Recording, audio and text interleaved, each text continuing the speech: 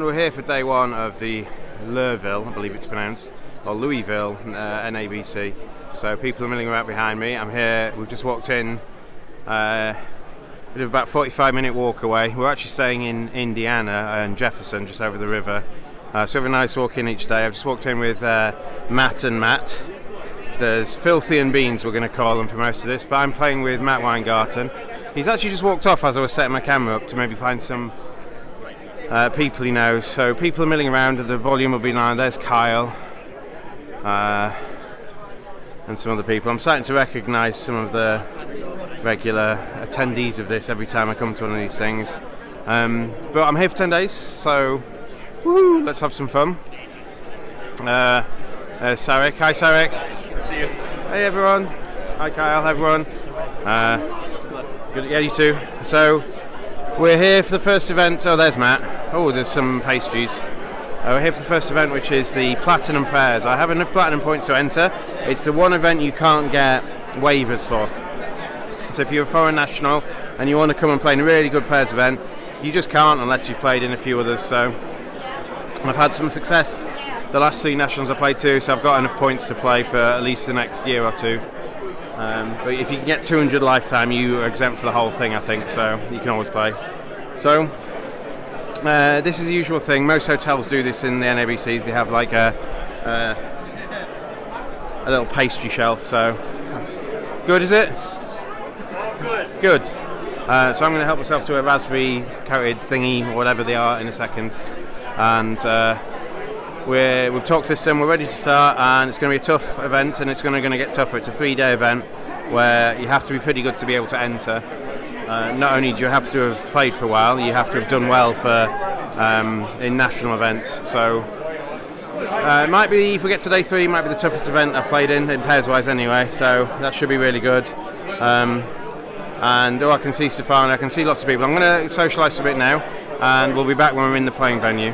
This is the most confusing thing we've got. We have to look on this screen to see which table pair number we were. This is obviously the mixed pairs, and then we were 262, so we had to go over to this board to see where we're manually paired. We're P North South. So we're 262. This is such an antiquated way of doing things. Matt's nodding.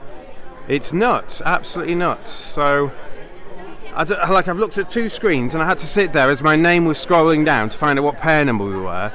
And oh my god, I imagine Matt got an email with things on, and I've not done this before, so maybe. I got an email with the seed, but sometimes they actually give you the actual table. Yeah, so Isaac. And this is the room we're in. So this is pretty much full of people playing in the Platinum Pairs. So it looks like maybe 3 sections of some number of people. Lots of people I recognise here. It's going to be a really tough competition. There's Ben and Stefana from the UK. And some other people. It's Adam Kaplan. So we're going to have a good day today. So we'll be back with some hands. So we've just sorted out a multi-defence. We've played against 2 players playing the multi, and they have to supply written defences. And before they try to supply them, I just tried to tell Beans, let's just do this. And Beans go, oh, no, anyway. So you've got these 2-page written defences to multis, and well, we have now since simplified it. We're just going to be playing what I play in the UK, and in the UK, because we get to deal with a multi on any sort of regular basis, it's not actually that difficult to defend against. I don't know, they seem to overcomplicate it here. I'm going to show you this hand where we defended for space quite nicely. We had I'm just going to show you the whole hand here. So this is the whole hand, and the bidding had gone a heart from North, which was Matt, and passed to me, and we're vulnerable.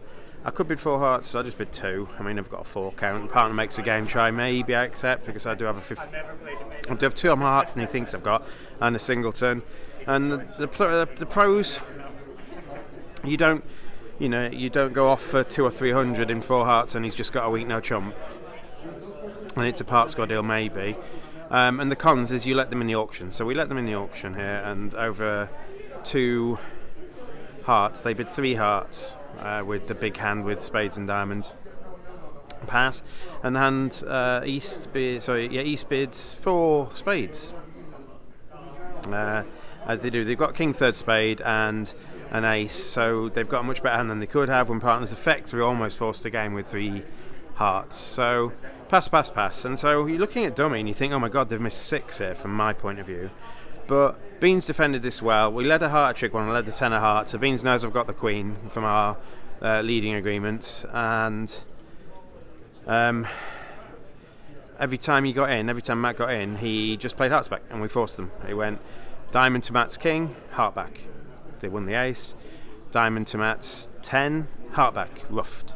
And we've forced dummy to rough twice now. They roughed at trick 1 and trick 5 or whatever things there. And now Matt's got 1 more trump than them. So they tried to make it. They played 3 rounds of trumps, and I think maybe if they just play 1 round of trumps and play winning diamonds through Matt, they might have a chance. Actually, they might be able to overruff Matt with the king of spades, potentially. I can't exactly remember how it went, but obviously once they don't do that and they try to draw trumps, they've got no more trumps in their hand to kind of cater for these heart switches, and Matt was just going to be able to play heart and heart and heart and heart, and because he's only got 1 club, he was able to rough the king of clubs when they tried to cash out to take it 2 off. So plus 200 is going to be really good. There might be people in 4 hearts our wages going off. I mean, that's not making, is it? I don't think, because dummy's pretty good and they're pretty good, and there is a chance, I think, if you play it better, to make more than 8. So that feels pretty good, so well defended. When you've got 4 trumps, you just want to be forcing them if you can. And if you think partner's got 4 trumps, you want to also plan a forcing defence. If you think partner's got trump length, you should be leading the suit you can force them in, so that, or the suit the partner can force them in. So sometimes it's a bit harder when you haven't got the trump length to find the right lead.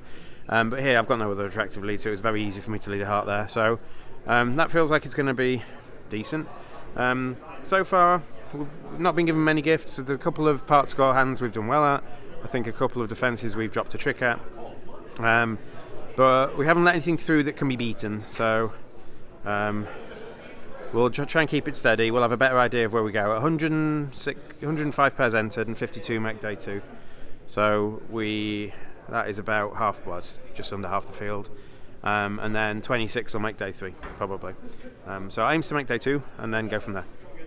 Note to future Steve, if you've not got enough content, do the one where Stefano played 3N, where he squeezed Matt. So you have the following hand. You have, I can't remember the exact pips, but you've got ace king queen to 5. You've got 5 hearts to the king 10, and you've got 2 little diamonds and a stiff jack of clubs. So you've got an easy 1 spade opener, and your partner bids 2N as a game forcing spade raise, and you're unfavourable. Now, in previous videos I've suggested that you should interfere with this as much as you can, and they did. They bid 3 clubs on your right. So we haven't discussed what to do here. So what do you think you should be doing?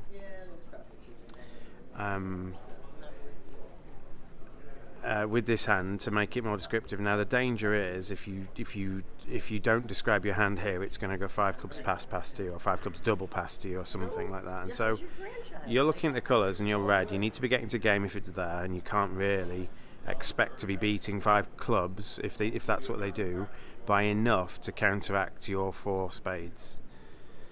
And not everyone will be bidding here, so it's very important to make the best bid you can do to help partner decide what to do over 5 clubs, or to decide yourself. So if they didn't bid, you could have shown various singletons. Obviously you could have shown your singleton club, but more importantly you could have also shown your 5-5.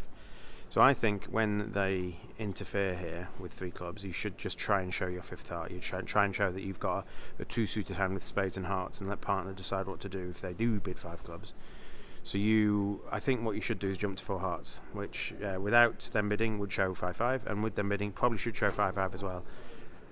And it's up for discussion what 3 hearts would be, whether that would be system on a singleton or just natural heart values or something. But if you're 5-5 here and you're game forcing auction, you should just strive to show it.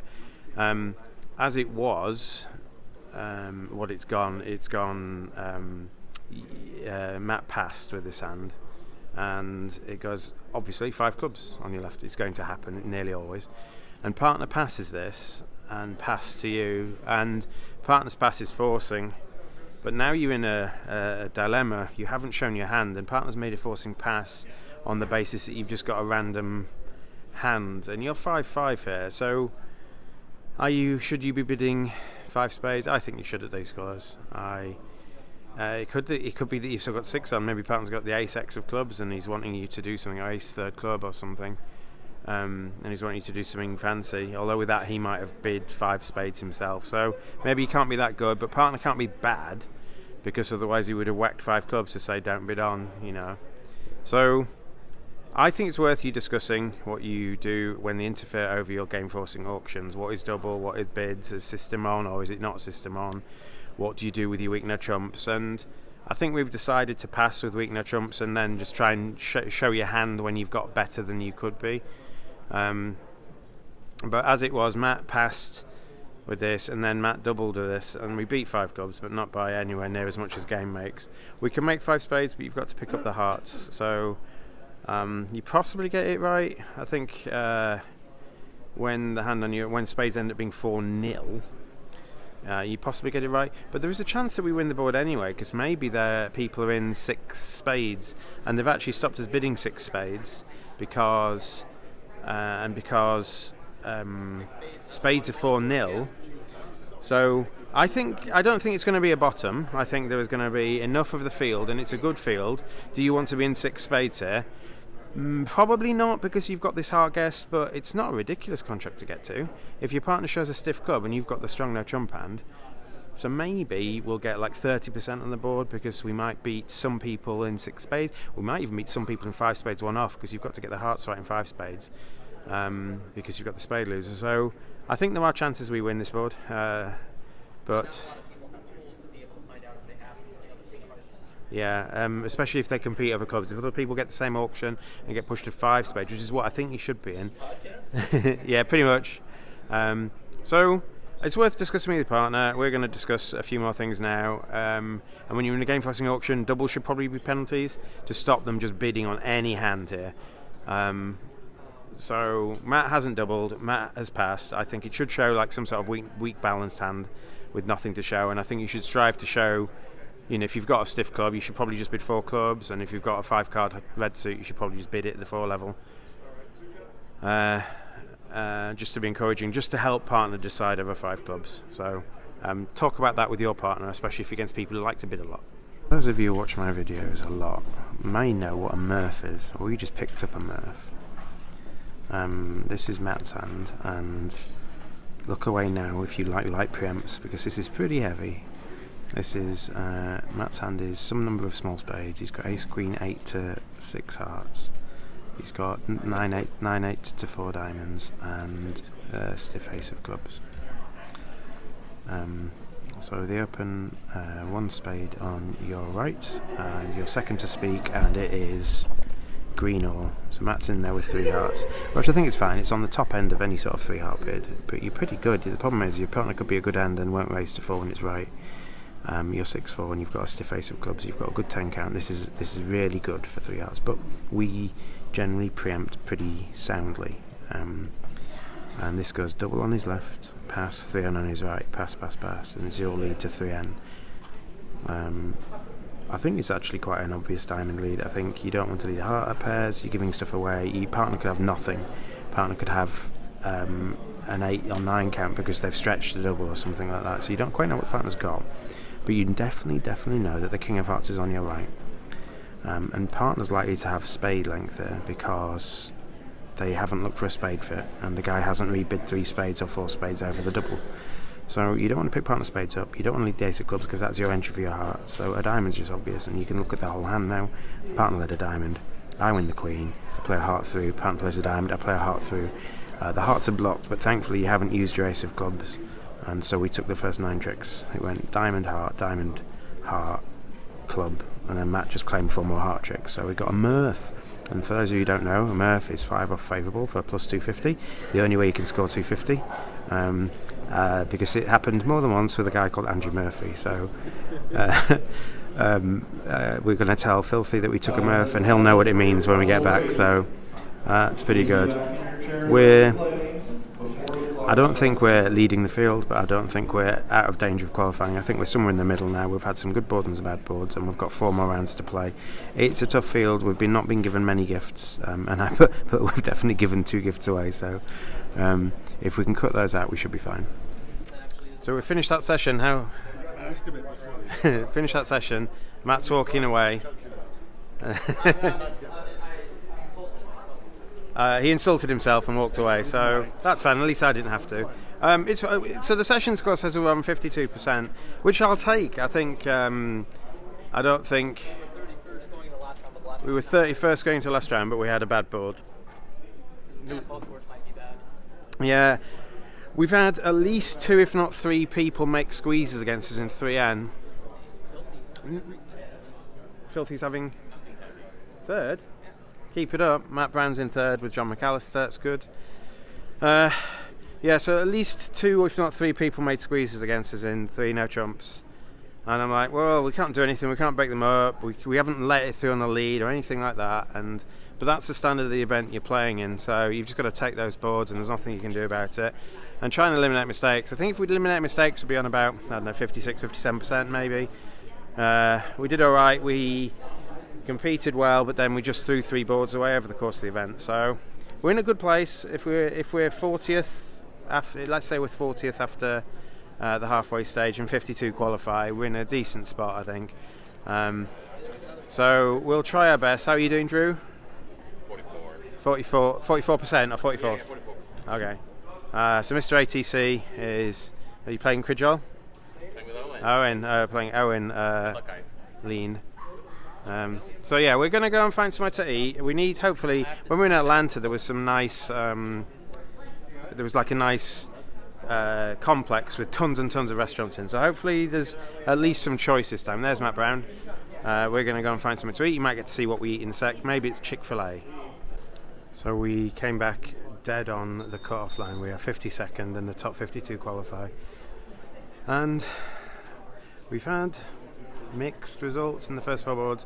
Just went for 500. And I've spoilt the answer now, but this is your hand. You've got Jack empty to 6, too low, king 3rd. And it goes a spade, double, redouble. Thanks, partner. So I don't think pass can be a suggestion to playing 1 spade redoubled, and I don't think you want to be defending 1 spade redoubled here anyway. If the hand on your right's got values, the chances are that 1 spade probably makes. You've not got anything you can rough and shorten your trumps or anything.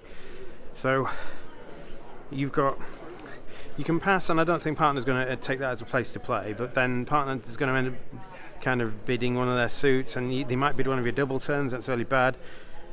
And the advantage of bidding 2 clubs quickly, the 2 advantages are: 1, you want a club lead, and just in case you end up not playing the hand, if partners on lead to 3N or something, or whatever, you want them to know that your suit is clubs, because you don't want them to lead anything else. And 2, the quicker you bid your hand, the less likely it is they're going to catch you.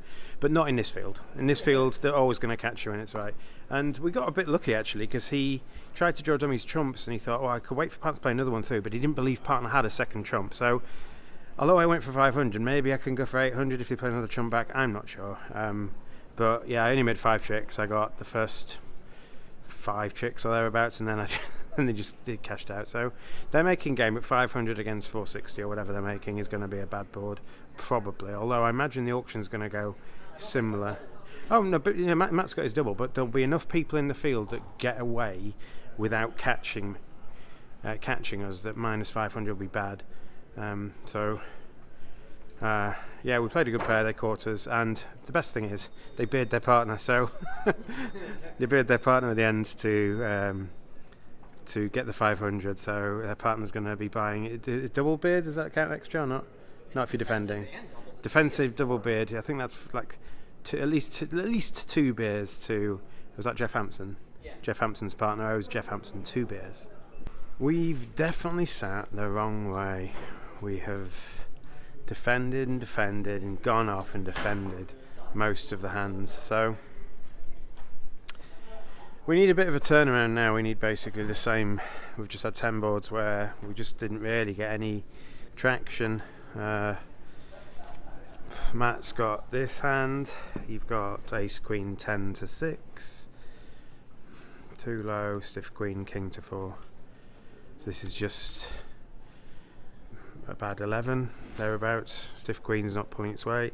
But you open a spade, you're too good for 2 spades. They bid Michael's on your left, 4 spades and partner, 5 hearts on your right. So partners, 4 spades is weak. They have many different ways of showing a better spade race here. Mainly bidding 3 hearts. So if partner had a hand that wanted to play in game, they wouldn't just bid 4 spades, they would bid 3 hearts first, so that you know what to do over 5 hearts. So partner will have a weak hand with either 5 spades or 4 spades and some distribution or something like that. But they could have shown other things. So, and then they bid 5 hearts on your right, and you are favourable. What are your... Well, do you think you're going to beat 5 hearts, and do you think 5 spades is going to make, or do you think 5 spades doubled is going to be better than 5 hearts? So Matt bid 5 spades, and I think that's fine. You've got no defence. It looks like there may be a double fit hand, and maybe if partner's got clubs with you, they've got a big diamond fit, maybe a 10 card heart and diamond fit or something. Partner might have a stiff heart, you don't know. And I know you've got 2 low hearts. It's a really bad sign, so they're probably going to be able to cash 2 hearts most of the time against 5 spades. But partner won't have both -2 aces, so 5 spades is probably not making, but you're doing it because you think 5 hearts will.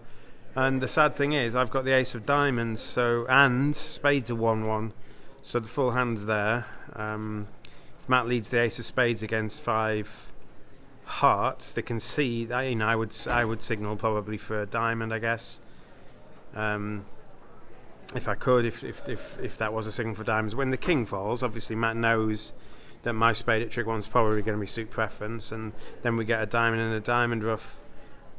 So just decisions like that. I mean, my guess is that auction's going to be common, and my guess is some of the time they'll double 5 spades because they have, you know, they have a combined 23 count or something like that. So maybe not as high as that.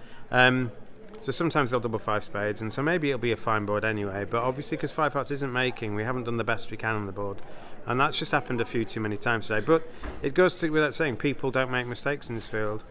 There was one hand where Nikolai at trick 3 played a club towards his hand, and there's Queen X in dummy, and I've got Ace Jack 10 over the Queen, and he's opened a club, but I think I'm going to get squeezed out of it, so I should probably just take it. And I think I autopiloted a bit. I definitely paused. Everyone could see that I thought about taking it, but I ducked, and then he just rattled off 13 tricks on a squeeze. He squeezed me out of it. So well played, Nikolai. Bad play, Steve. But let's see if we can turn it around. I'd really like to play in day 2 of this, and even day 3, because obviously in terms of high level bridge it's about as good as it can be. So we're here's to hoping our fortunes turn around slightly. You get to see a sad bean. We didn't make it, we weren't close. We started the session off, I mentioned it earlier, we started the session off with 1 positive, which we could have actually beaten by another trick, and then 9 negatives in a row. Just things didn't go well, we weren't sat the right way, we were playing against good people who weren't making mistakes. And when you haven't got the cards, sometimes you're at the mercy of them making it, and when we had got the cards, we didn't always do great things with it. There was a little rally just after the halfway point where we had maybe 2 or 3 rounds where we started to get some good boards, but it was too little too late, I think. So tomorrow we'll be playing in the inaugural, was it just NABC pairs? NABC pairs, which is a 2-day pair session. Obviously the standard will be significantly weaker.